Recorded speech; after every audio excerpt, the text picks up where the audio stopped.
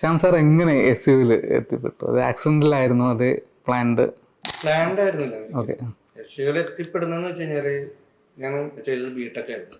Okay. അപ്പോൾ BTech ചെയ്തപ്പോൾ നമുക്ക് ലാസ്റ്റ് ഇയർ ഒരു പ്രൊജക്ട് ഉണ്ടാവുമല്ലോ. അപ്പൊ പ്രൊജക്ട് അന്ന് ചെയ്തത് ഒരു പോർട്ടൽ ഉണ്ടാക്കുക എന്നുള്ളത്.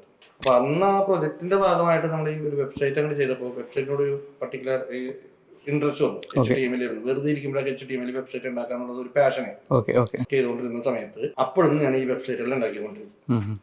അങ്ങനെ ഒരു SAP അവിടെ ഒരു ചെറിയൊരു ബുദ്ധിമുട്ട് എനിക്ക് തോന്നിയായിരുന്നു ഡോക്യുമെന്റേഷൻസിൽ. ഞാൻ എന്ത് ചെയ്തു വെച്ചാൽ അതുകൊണ്ട് ഒരു വെബ്സൈറ്റ് ഉണ്ടാക്കി.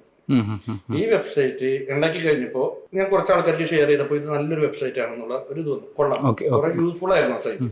കുറച്ച് നാളുകൾക്കുള്ളിൽ തന്നെ ഈ സൈറ്റ് ടോപ്പായി. അപ്പൊ നമുക്ക് ഇതിന്റെ ഒരു പിടുത്തുണ്ട്. ഈ സൈറ്റിലേക്ക് ഇഷ്ടംപോലെ ആൾക്കാർ വരാൻ തുടങ്ങി.